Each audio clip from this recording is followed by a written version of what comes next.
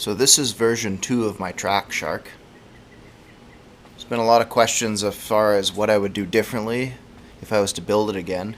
And since this is Model 2, there has been some updates and some changes, so I thought I'd run you through exactly what I did and why I did it. If you haven't seen version 1 of Track Shark, you might want to watch that first to give you a better idea what I'm talking about.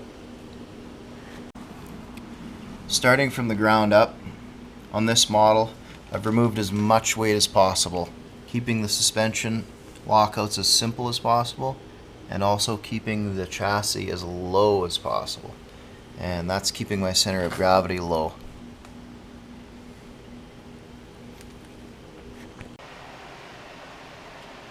Here's the skid all locked out. You can see everything that I've done to it is painted in primer gray right now.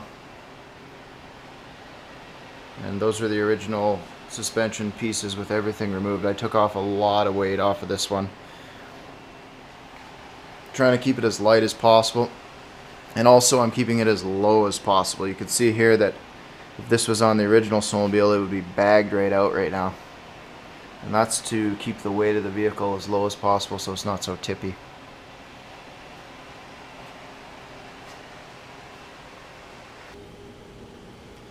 Nothing really too fancy with the back half, just my standard cage setup and handlebars. I did beef up the bars a bit with some thicker gauge metal because I did end up bending my original ones on version 1, and that's just because you're kind of pulling up and down on them as you steer. So a little thicker gauge, these are about 1/8 inch thick square tubing. Getting to the business end of the machine, one of the major things you'll notice right off the bat is the size of the engine. This is a 14 horsepower approximately. It also has electric start, and it has a system for charging a battery and running a light. This will be about twice the power of the last machine.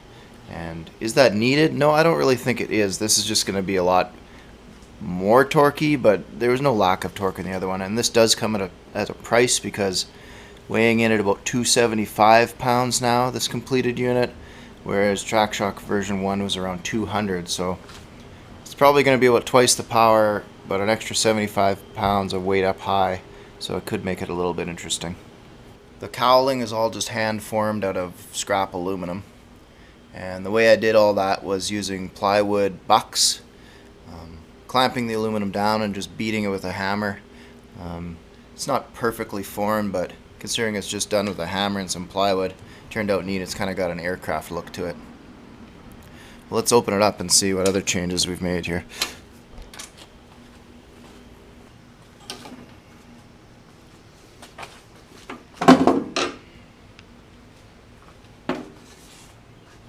So right off the bat, you're going to notice and probably be wondering, why do we have sprockets on both sides? Well, this is a 2-speed unit. First being more of a low gear, and that's what I have the chain on to start with here. And then, if you do decide that you find yourself in some kind of vast open area, or perhaps you're doing some speed runs at the Bonneville Salt Flats, you can just take that chain off and place it on this side, and it's worked out so the same chain fits on both sides with the different gears. So I just worked it so that the gear combination uses the same number of lengths of chain, so you should be able to just swap it right over without any issue.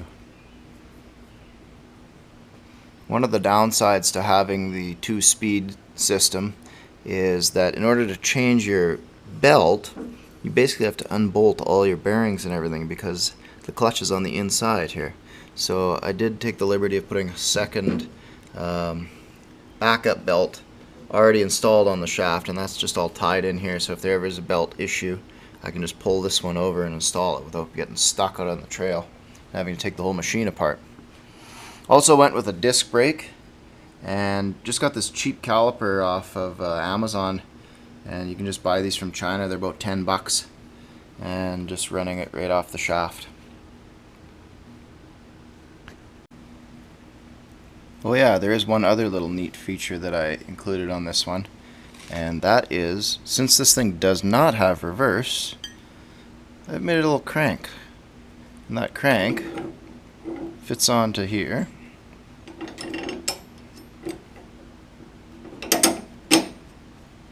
And therefore,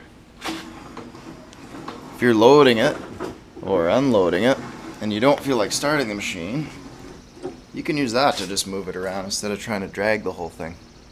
I know it's a simple little thing, but it does kind of make it neat because I tend to use it in my minivan, so instead of driving it into the van, I could just use the crank now to just crank it up a ramp or something like that. Anyways, you get the basic idea. I guess the next thing to do is take it out for a ride. One problem is it's the middle of summer here, so it's going to be a little while before I fire it up, but thanks for checking it out.